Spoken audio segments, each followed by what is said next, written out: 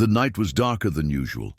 A thick fog hung low over the streets, muffling the distant sounds of the city. Inside a small car parked near the hospital's emergency entrance, Sarah's hands trembled on the steering wheel. Her son, Liam, was barely conscious in the back seat, his face pale and soaked with sweat. She had driven for what felt like hours, the panic tightening in her chest like a fist. Liam's breathing was shallow and uneven.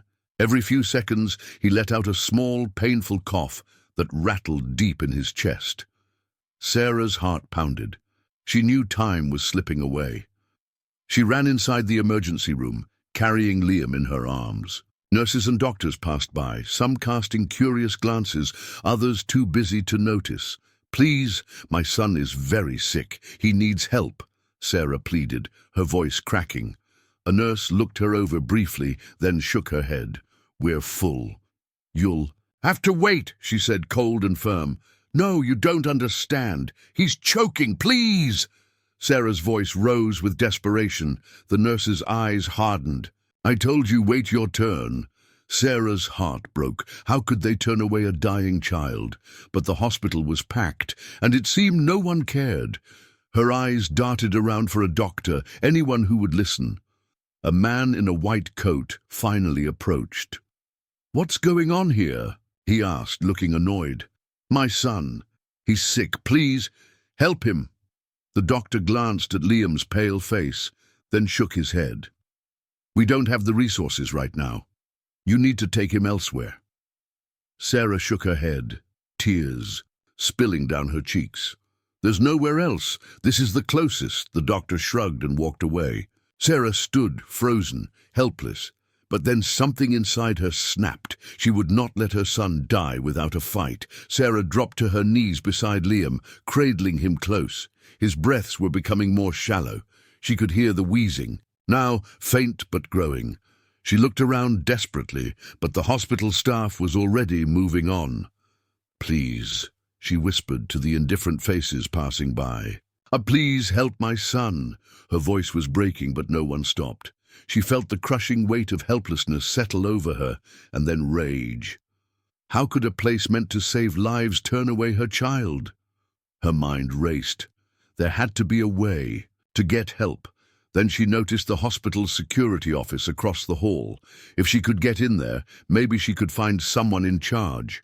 Dragging Liam in her arms, she stumbled towards the door. It was locked. "Help!" she cried too. A passing security guard. "Please open this door." The guard glanced at her with suspicion, but pressed a button. The door clicked open. Inside, the security room was dark, except for the glow of surveillance monitors. Sarah's eyes scanned the screens, searching for any sign of hope. She saw nurses chatting, a janitor sweeping, doctors walking past. But no. When rushing to help her son, then a thought hit her. What if the problem wasn't just the hospital's crowdedness? What if something more was wrong? Her heart pounded again, mixing fear and anger. Sarah sat down on a small chair beside the monitors, placing Liam gently on her lap. His eyelids fluttered weakly, and she felt his tiny hand twitch in hers.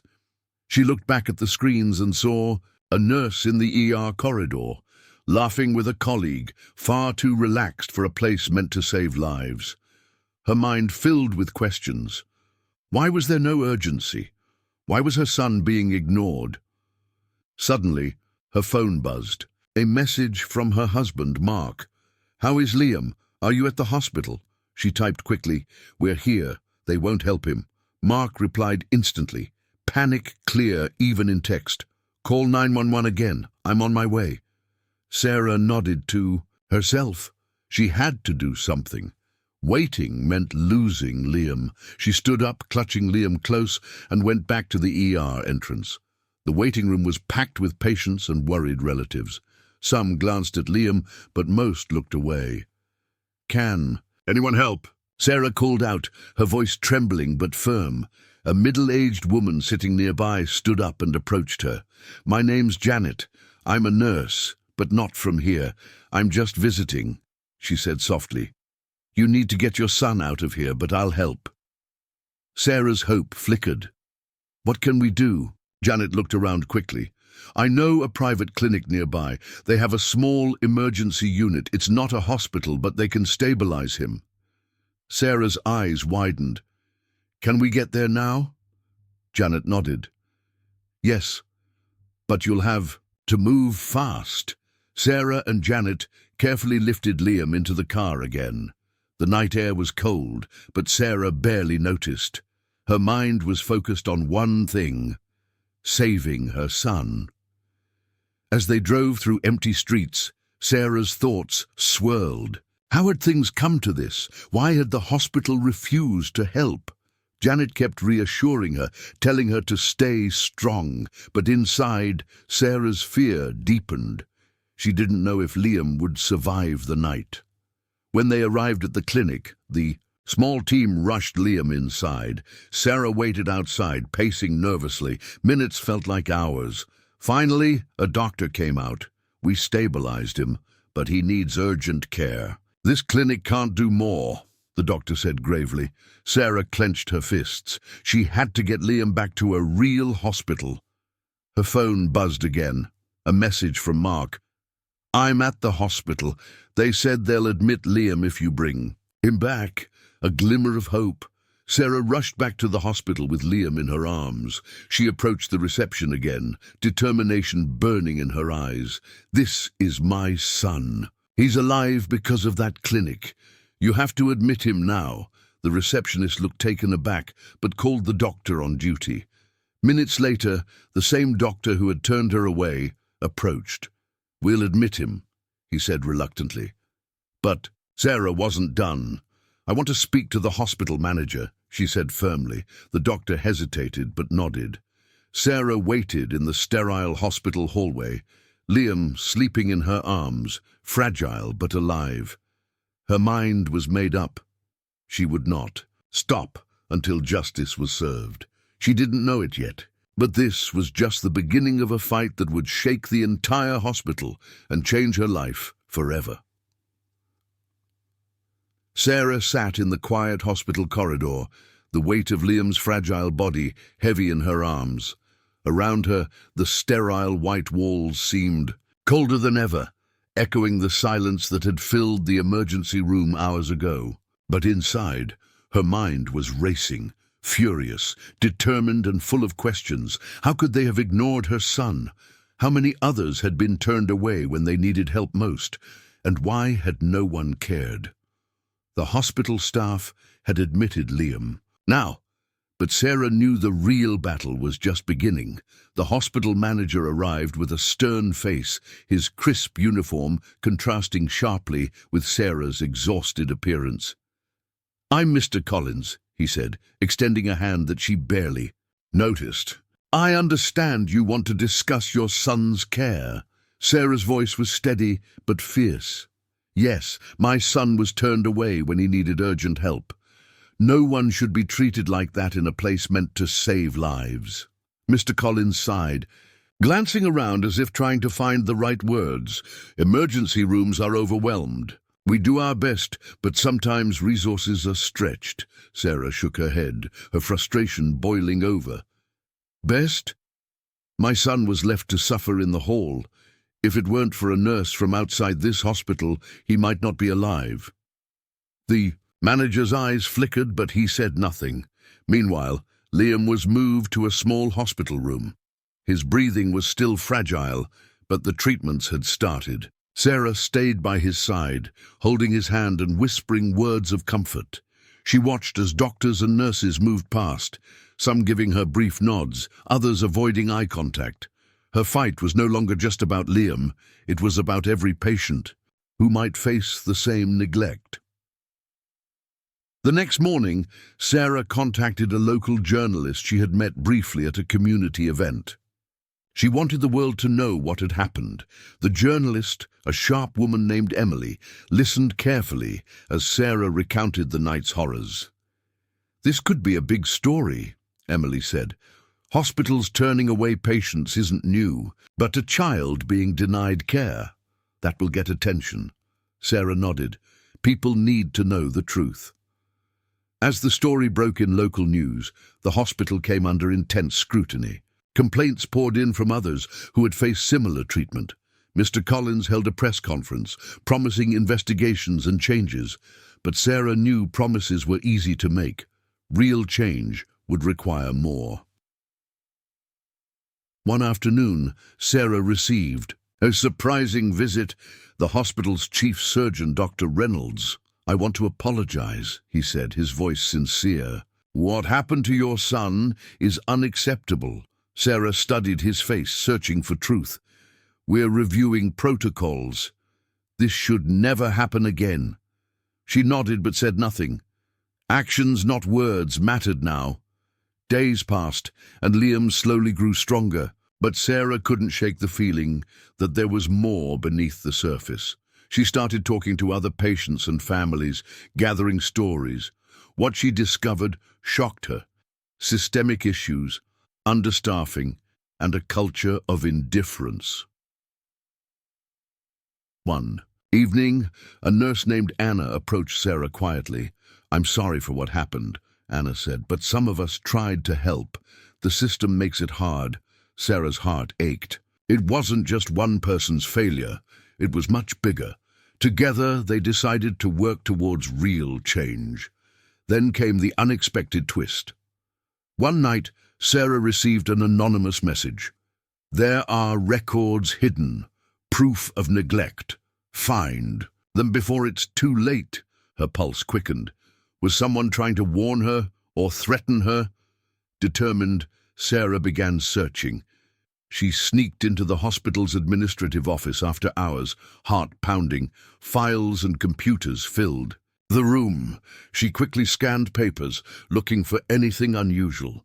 Suddenly her eyes caught a folder labeled "Internal Complaints." Inside were dozens of reports, ignored calls for help, patients turned away, dangerous delays. Her hands trembled as she realized the extent of the cover-up. Before she could take the folder, footsteps echoed in the hallway. Sarah froze, hiding behind a desk. 2 hospital security guards passed by, talking about keeping things quiet and making sure no one leaks information. Her heart pounded louder. The next day, Sarah met Emily again, handing over copies of the files. "This is bigger than we thought," Emily said grimly. "We have to expose this." Sarah nodded, knowing their lives would never be the same. The hospital reacted swiftly, accusing Sarah of breaking rules and threatening legal action. But public support was growing. Community members rallied, demanding accountability. Sarah's fight had become a movement, but the biggest shock was yet to come. One evening, Mark found a letter slipped under their door. It was from someone inside the hospital, a whistleblower willing to testify. The letter warned of deeper corruption, unsafe practices, and a plan to silence anyone who spoke out. Fear mixed with hope. Sarah and Mark realized their battle wasn't just for Liam. It was for everyone who trusted the hospital. The story was no longer just about survival. It was about justice. And just when Sarah thought she had seen it all, a final twist shook her to the core. Sarah held the letter tightly in her hands, the paper trembling slightly. It wasn't just any letter. It was a lifeline from someone brave enough to stand against a broken system, someone who had seen the dark corners of the hospital where no one dared to look. Her mind raced. Who could this whistleblower be? What secrets did they hold? And how could she protect them from the danger lurking behind hospital walls? The letter had no name, only instructions to meet at a small cafe on the edge of town, where they would reveal everything. The next morning, Sarah woke early, her heart pounding with nervous anticipation. Liam was still weak, but stable. Mark kissed her forehead gently and said, "Whatever happens, we're with you." She nodded, grateful for his quiet strength.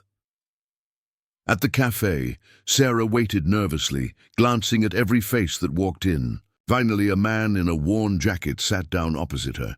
His eyes darted around the room before settling on hers. "I'm David," he whispered. "I work in hospital administration. I've seen things Things they don't want you to know. Sarah leaned in. What kind of things? David swallowed hard. Patients turned away, critical equipment broken for months, falsified records to hide mistakes. The hospital prioritizes profits over people, and anyone who speaks out is threatened or fired. Sarah's blood ran cold. How long has this been going on? Years, David said grimly. And it's worse than you think. Over the next hour, David told her stories of cover-ups and corruption that made Sarah's head spin. Nurses pressured to ignore patient calls, doctors forced to cut corners, managers covering up deaths. He handed her a USB drive. This has all the proof you need. Emails, reports, recordings, everything. Sarah looked at him, eyes wide. Why are you helping me?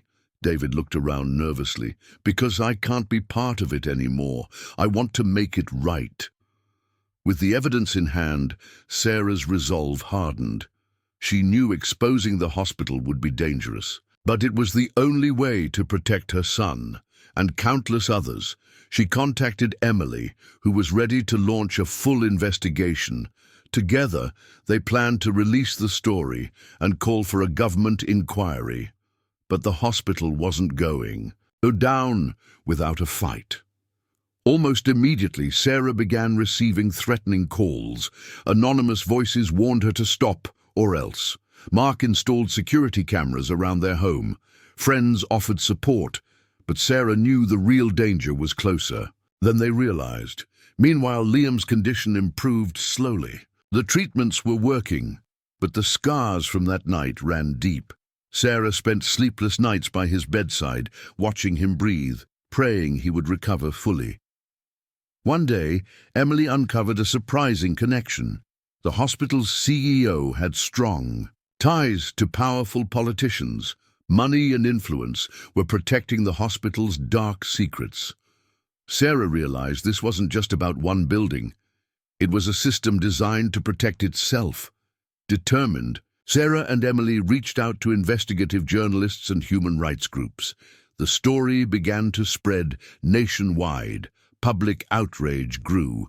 Then, a shocking revelation. The hospital's board was planning to relocate patients and destroy evidence. To avoid scandal, Sarah's heart raced. They had to act fast. With David's help, Sarah obtained detailed floor plans of the hospital's archives. She and Mark prepared to sneak inside at night to secure the original documents before they vanished forever. That night, cloaked in darkness, they entered through a side door David had unlocked. The corridors were silent, except for their footsteps echoing off cold tiles. Sarah's hand shook as they approached the archive room. Inside, rows of filing cabinets held years of records, everything the hospital wanted to hide. They began copying files and photographing documents when suddenly a security alarm blared. Heart pounding, Sarah grabbed a stack of papers. Footsteps approached. Rapidly, Mark whispered urgently. We have to get out now. They dashed through hallways, narrowly avoiding guards. Sarah's breath came in gasps as they burst outside into the cool night air. But their escape wasn't over. A black SUV screeched to a halt, blocking their path. Two men stepped out, faces shadowed, their voices cold. You shouldn't be here, one said. Sarah's mind raced. There was no way out, except through them. Mark stepped forward protectively. We're just leaving, he said firmly. One man pulled a phone. We're calling security. Suddenly, headlights flooded the parking lot. Police cars surrounded the area. A voice over a loudspeaker ordered the men to stand down. Sarah realized David had called the police in secret. The men hesitated, then backed away. Sarah exhaled deeply, relief washing over her. The files they had secured became the backbone of a massive investigation. Hospitals across the country were audited. Corruption and neglect were exposed in shocking detail.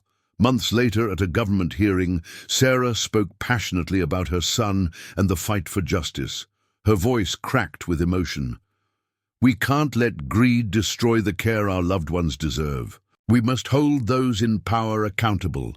The hearing ended with new laws to protect patients and stricter oversight of hospitals. The CEO and several board members resigned amid scandals. But Sarah's journey wasn't over. She knew many hospitals still struggled. Her fight had become a mission to protect the vulnerable. Liam, now stronger, smiled up at her. "Mom, you're a hero." Tears filled her eyes. Sarah understood that true courage was not in never facing fear, but in standing up despite it. Her son's life was saved not just by medicine, but by her unyielding spirit. The courtroom was packed. Reporters jostled for space, cameras flashing as Sarah took the stand one last time. The months of struggle, the sleepless nights, the threats, the fight to expose the truth had led to this moment. She looked out at the faces in the room. Some were strangers, others familiar supporters, but all were here because they believed that justice must prevail. Sarah took a deep breath and began to speak, her voice steady but filled with emotion. "My son, Liam, was almost lost because a hospital refused him care. But it wasn't just a single mistake. It was a system that put profits over people, silence over safety. I stand here today not just for my son, but for every patient who was ignored, neglected, or forgotten." She paused, tears prickling her eyes but refusing to fall. This story could have ended in tragedy, but it didn't. Because of courage, because of truth, because we refused to be silenced. The courtroom erupted in applause. Sarah felt a mixture of relief and exhaustion. The fight was far from over, but this victory was a turning point. Outside the courthouse, the media swarm was intense. Reporters shouted questions, eager for details. Sarah held Liam's hand tightly as Mark shielded them both. "Mom," Liam whispered, "you're a hero." Sarah smiled softly, brushing his hair from his forehead. "No, sweetheart. You're the hero. You survived, and you gave me the strength to fight." Weeks later, new laws were passed. Hospitals were required to improve emergency protocols, increase staffing, and allow independent oversight. Whistleblower protections were strengthened, ensuring others could come forward safely. The hospital where Liam had almost died was forced to shut down for months, undergoing a complete overhaul. Sarah was invited to speak at conferences and community events.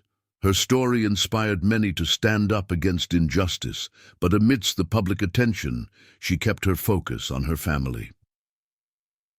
One afternoon, while walking in the park, Sarah saw a young mother struggling with a sick child. Without hesitation, Sarah approached and offered help.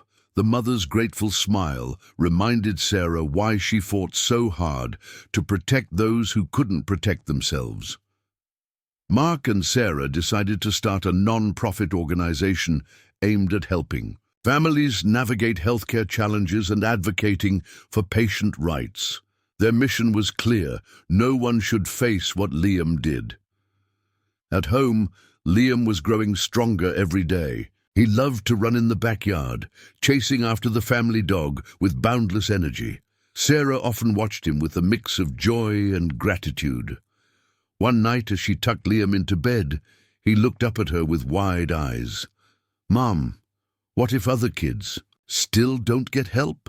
What can I do to help them?" Sarah smiled, stroking his hair. "By being brave and kind, just like you, Liam. Together, we can make sure every child gets the care they deserve." The road had been long and painful, but Sarah's journey showed that even the smallest voice could start a powerful change. Her fight was a testament to hope, resilience, and the unbreakable bond between a mother and her child. And as the sun set on their quiet home, Sarah knew their story was far from over. Because sometimes surviving is just the beginning of something greater. The end